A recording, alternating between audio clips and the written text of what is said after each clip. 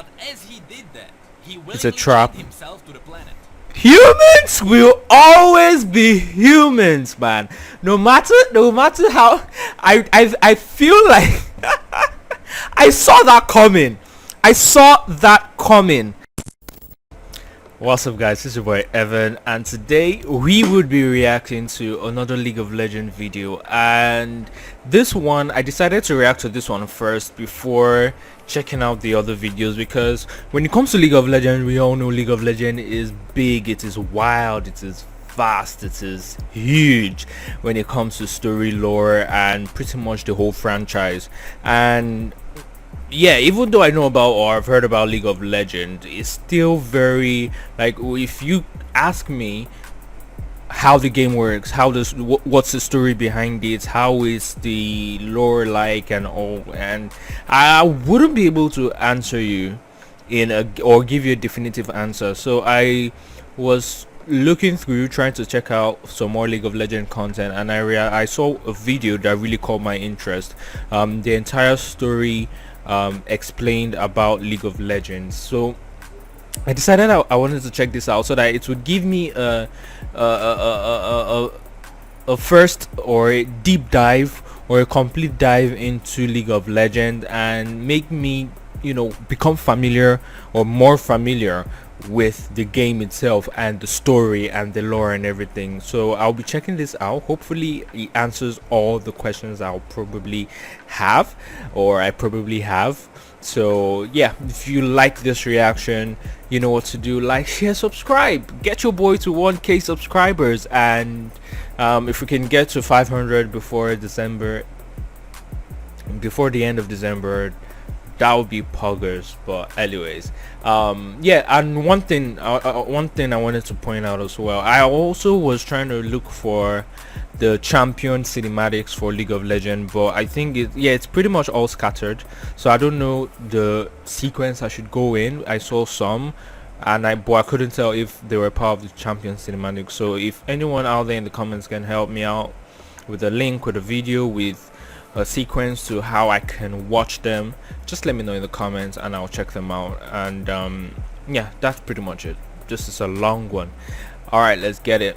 Story of League of Legends explained. 20 minutes. Is 20 minutes enough?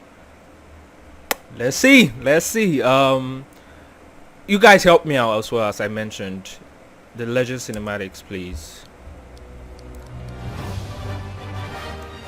Necri, make sure to sub. He made this possible. Questions I get asked are: is the lore of League of Legends good? To which Yep. I say that we have a lore channel with over 500 videos now. I wouldn't be doing this if I didn't like the story. And Okay, I want to read the there's story, my but I answer. don't know where to start.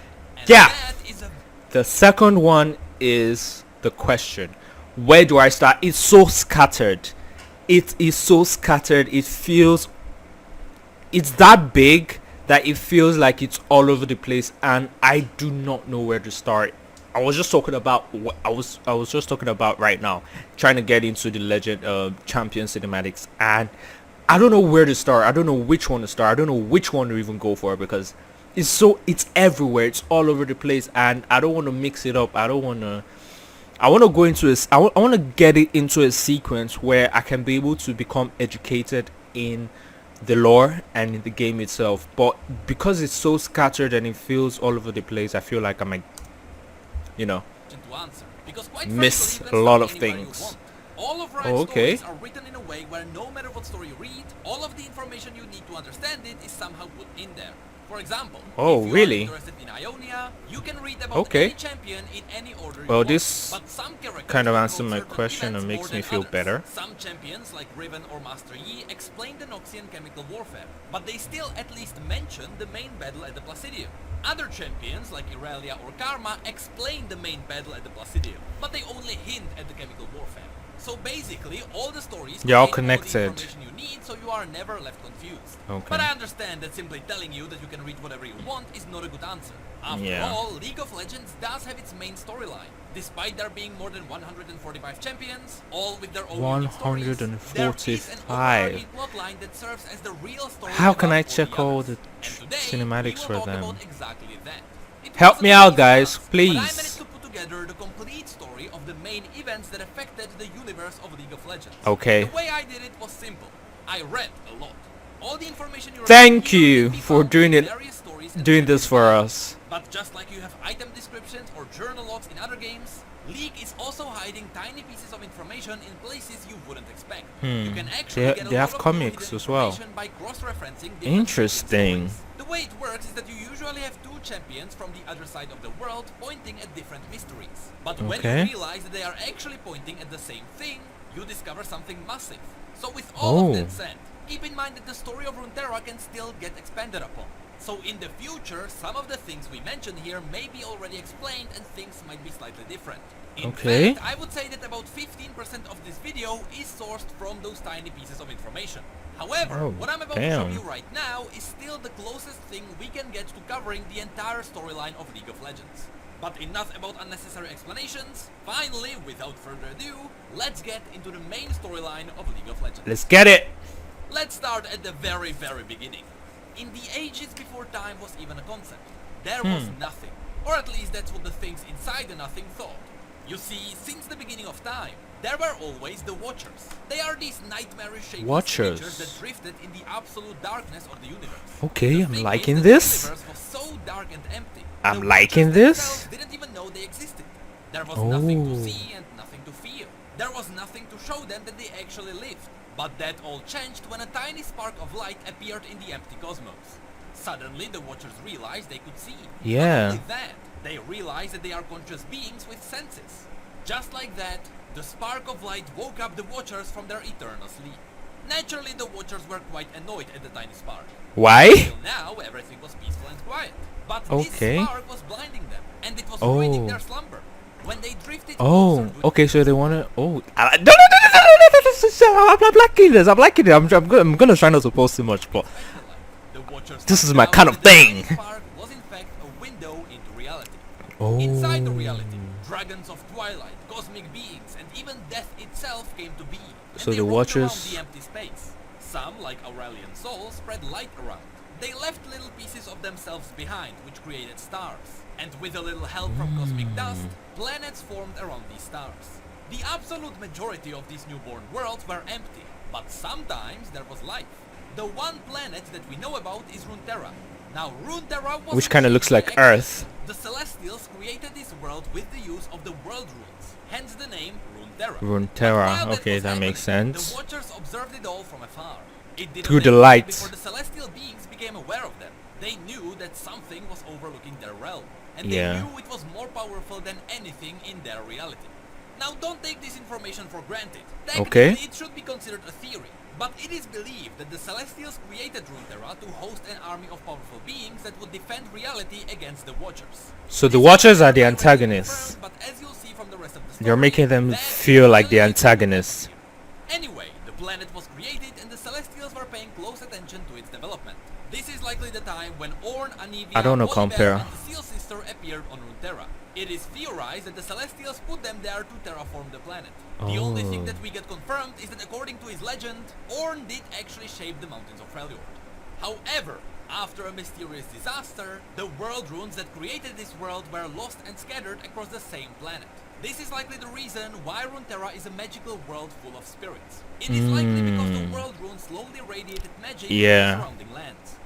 Millennia passed and life started blooming on Runeterra. Okay, let me see. Surrounding lands. I want Millennia to passed quickly and life get started- some of the locations. Freljord, Demacia, Noxus, Piltover Zone, which is where Arcane, the story of Arcane came from.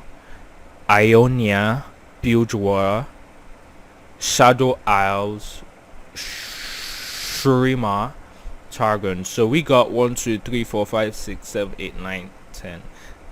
9/10 locations. Because Piltover and Zone is the same location but just above and below. Kinda. Okay. First, it was Yordles, Animus, and the Vastaya Shirei who started appearing on the ocean floor. But humans later joined them when they started covering the surface. This was very important to the Celestials. As mortals began emerging, the Yeah. Celestials started fiddling with their lives. In fact, according to the Celestials, they had some kind of grand design for the mortals. The story specifically avoids telling us what the design was, but at least we know that So living they beings created had a purpose. mortals. The evolution of life wasn't an accident. To strengthen the relationship between the Celestials and the mortals of Runeterra, the Celestials did two things. First, they created star constellations. These were images that served as messages to guide mortals to their intended purpose. It was an easy way to communicate with them. And second, the Celestials created Mount Targon. An interesting Targon. fact is that the mountain was literally ripped from the ground. It is as if someone pinched the earth and pulled Yeah, it. just That's why it is much steeper than any other mountain. feels Also, like, you may notice that a lot of the mountain I don't know, if you do 3D design or modeling and all, when you just pick something out from an original surface and it just shapes like you're modeling it. I don't know. Yeah, that was a bad explanation. But it's also because But you as get the what I'm mountain was talking being about. pulled up, it was also dragging lakes and rivers with it. So a Oh. lot of the ice is vertically frozen lakes stuck to the mountain. Oh, In the that's end, cool. Targon was a pretty successful invention. It served as a beacon of godly light and magic that attracted beings from all over the world. So I'm The guessing they're more gonna go advanced there to mortals even formed worship their there own or something. civilization around its peak, which gave them a deeper connection with the Celestial With the realm. Celestials, And yeah. after some time, few of the most trusted individuals were elevated by the Celestials, Oh. specifically by the Celestial aspect, creating the very first ascended beings. But the Celestials weren't the only Who were ones they, were though? strengthening their Who were control the over the life on Runeterra. The Watchers ascended were doing mortals? the same. They were carefully poking holes into reality, gathering any information about what the reality is, and more specifically, how can they get rid of it. The Celestials noticed Since it these holes in disturbs them. realities that we know as void rifts, and they quickly moved to the next stage of controlling Runeterra. Now it was about this time when Aurelian Sol flew by and he noticed how much the life on Runeterra bloomed. And when he got closer, he noticed that all the tiny mortals looked up at him, and they worshipped him. Now this okay. Aurelian didn't mind at all, and he often came back to visit Runeterra between his journeys into the dark. At one point, the mortal community up on the mountain, who were now known as the Targonians, offered Aurelian Sol a crown. Aurelian of course appreciated the gesture of gratitude, and he happily put it on. But as he did that, he willingly trap. chained himself to the planet, because the Let me. crown bound Aurelian to the will of the ascended Targonians. Humans will always be humans, man. No matter how I feel like I saw that coming. I saw that coming. I don't know what other story is similar to this one where the humans did something and it ended up being a trap. I don't know if it's Wukong, if it's the story of Wukong, or another story where it's similar like this, similar to this one rather, where humans did something, they did some bullshit and they just showcased their nature. Man, I really appreciate adding. I'm like, damn. So there's no fictional world or there's no fictional universe where humans can just be honest. They have to. They are always shit scums in every fictional story, every fictional world, and this one is no different. I just saw it coming, man. Sol was now enslaved. We don't really know if it was just the Targonians who did this on their own, or if it was a plan of the celestial beings to enslave Aurelian Sol. But They did it on their own, the Targonians, I am sure. Enslaved was because he was powerful enough to seal the void rifts. He was an effective weapon against the grand enemy. It's the Aurelian humans, had a I am massive ego very, and he very couldn't sure. care less about the lives of mortals. So that's why he had to be forced to properly help the reality. At this point, the Watchers were at their limits. They wanted to learn more about Runeterra, but they were massive, and the rifts were tiny. The Watchers simply couldn't fit through. But it didn't take them too long to figure out that all they needed to do They're gonna was change to reach form. a mortal being and control it. If they corrupted something and sent it out, they could use it as a spy. So the way the Watchers gathered more information more effectively was by sending out horribly morphed beings to devour other beings and gather their information. The reason why information is so important to the Watchers is because they could easily use it as a weapon against Runeterra. Yeah. The more they learn about how living beings are Information constructed, is power. what living beings are the strongest, the more powerful voidborn creatures they can create and release through the rifts. But the Watchers realized that deconstructing and recreating beings is not the only way to win this war. Up in Freljord, they were playing a different game. They managed to slowly corrupt the mind of an individual that almost doomed the entire planet. Of course, we're talking about Lysandra. Lysandra was one of the three sisters that ruled Freljord, the second most powerful region at that time, right after Targon. The three sisters were Lysandra, Sorilda, and Avarosa, and all of them were drawn to celestial magic. Sorilda wanted to command the celestial heavens, but for her arrogance, she lost her voice to the first Twilight. Avarosa witnessed the twisting dark overlooking the world, and she was deafened by its complete emptiness. And Lysandra disrespected the wild magic of Runeterra, and as her punishment, she was blinded by Volibear. Together, one so they all flew. mute, They all flew too close to the sun and got burned. Since she was blind, Lysandra had Their to wings rely got on her burned. hearing and delving into dreams. This meant that over time her hearing was so good she could hear what others could not. Voices that echoed through the fabric of reality. Unfortunately, what she didn't know is that it was the Watchers who slowly corrupted her. Years passed and Lysandra now fully trusted the Watchers. But she didn't dare tell her sisters about them. In secret, Lysandra even struck a deal with the Watchers. The Watchers would give her more immortality. This power of immortality is what created the Iceborne, who are basically Freljordians touched by the power of the Void.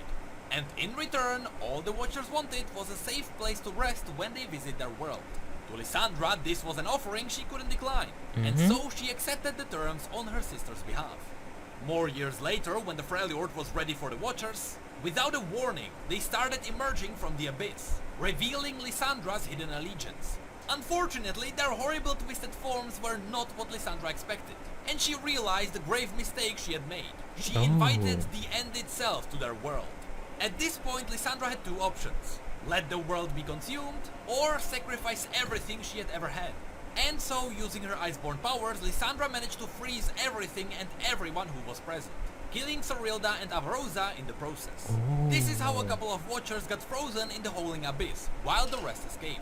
After this defeat, the Watchers retreated, but not without new information. Many decades later, on the other side of the world, the war against the Void took another turn. Even though Targon had Aurelian's soul under their control, and they dealt with all the easily accessible rifts, sometimes they had to deal with smaller tears in reality that couldn't be accessed by a massive celestial dragon. That's why the Celestials had to nudge mortals to start a new empire. This time, more to the east. Under the guidance of the Celestials, the new Shuriman Empire began constructing a massive disk.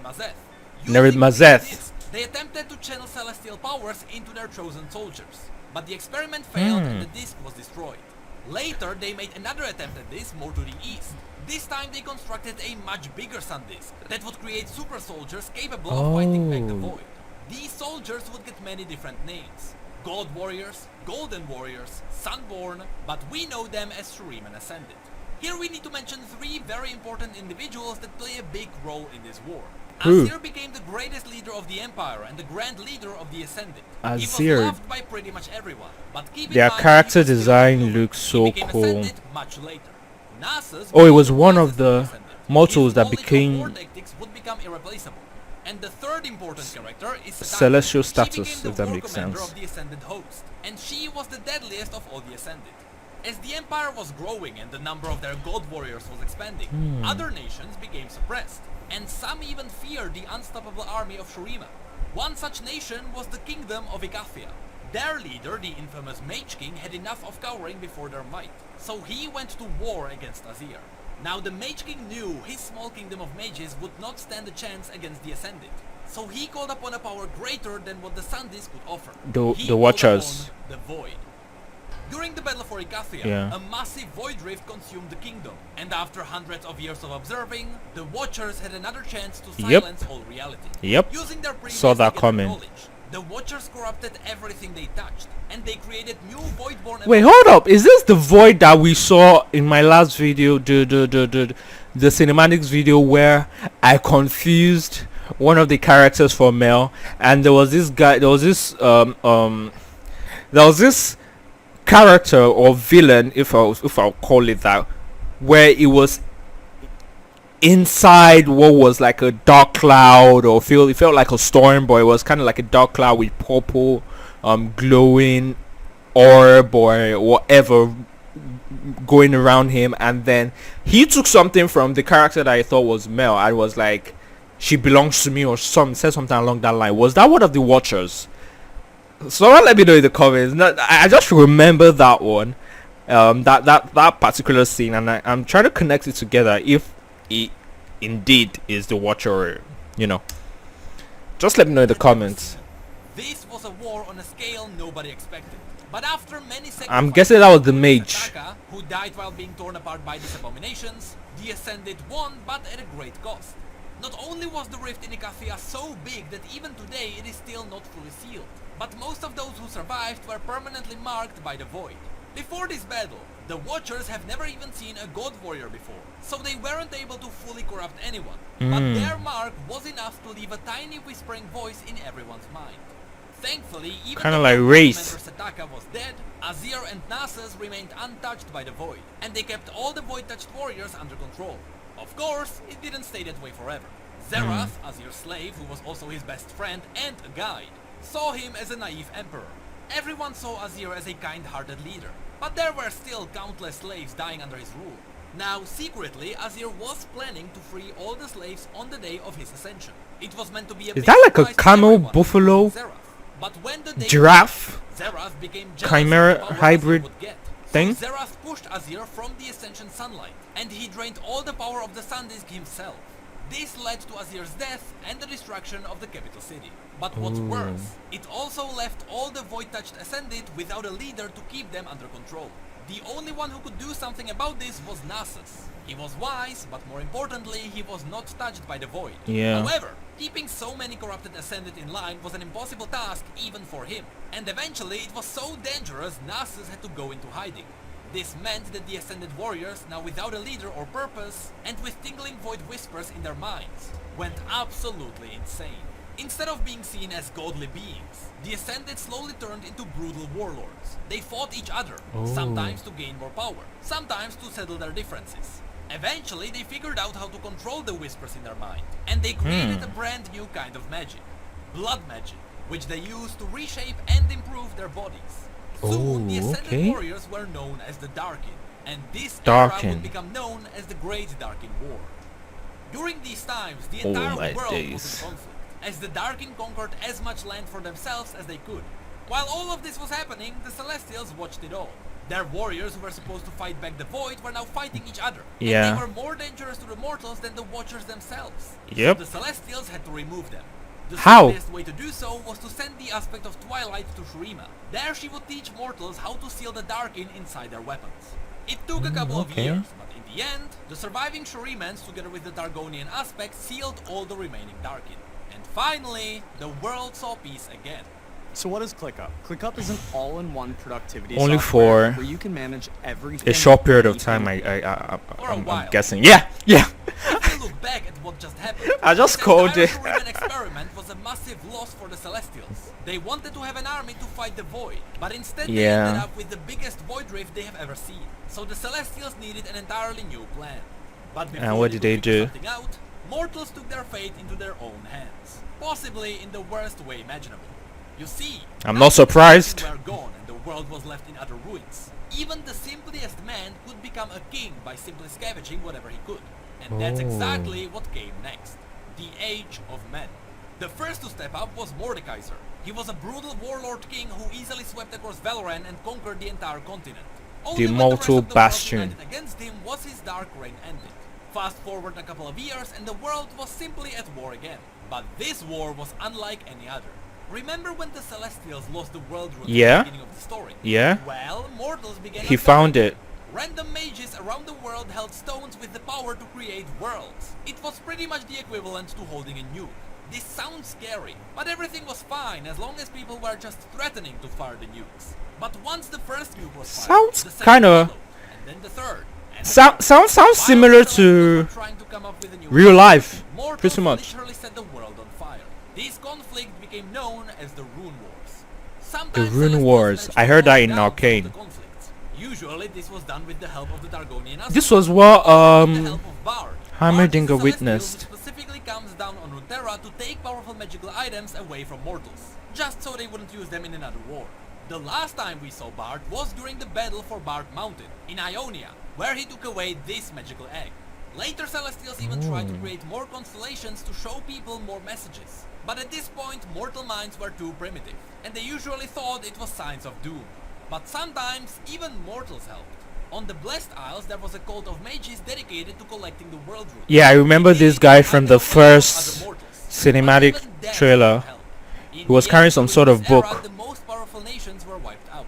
In the east, only Noxus remained, after they wiped out their neighbors. Yes, this circle you see here is actually a crater. There was supposed to be another nation here. And in the west, Demacia was built as a purely anti-magic nation. We know that there are a couple of nations between them. For example, the Arbormar Kingdom. But we don't know much else.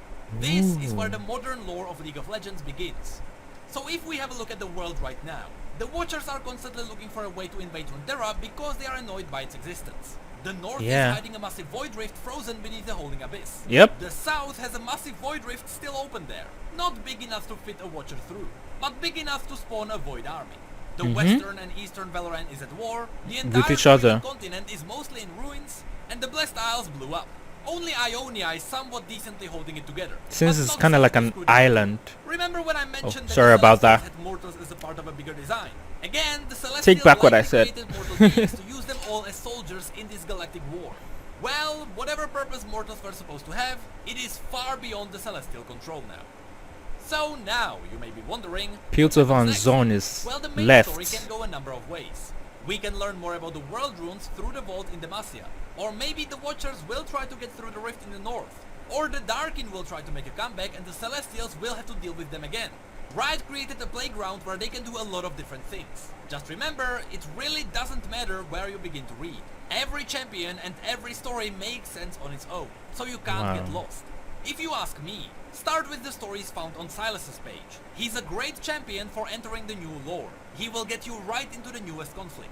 And right after that, maybe have a look at Udyr. I think he will surprise you too. But no matter what you decide to do, just have fun and go for whatever you are interested in. The days of bad lore are gone, and I think you'll be pleasantly surprised. Wow. Hey, did you know that we have social media and Twitch where we talk about other League facts and stories? And did you know that we have neat mugs and shirts too? The links to all of that will be below. And as always, thank you, come again. Ha. Okay, that was the story of League of Legends explained. And now it gives me, now watching this video, if I'm being honest, it gives me a limelight or more insights about League of Legends and pretty much why they do what they do, because it was really fascinating, from the Watchers to the Celestials. This was a very interesting video, and wow, now I'm even eager to learn more about the champions, to even get more information about the champions and learn more about them. So guys, help me out, man, help me out. I wanna get more info and learn more about League of Legends as much as I can. This video really helped me know where it stands story wise, and it's deep, but I'm here for it. Yeah, I'll see you guys on the next one, guys. If you like this reaction, like, share, subscribe, get us to 1K, and I'll see you guys on the next one. Peace.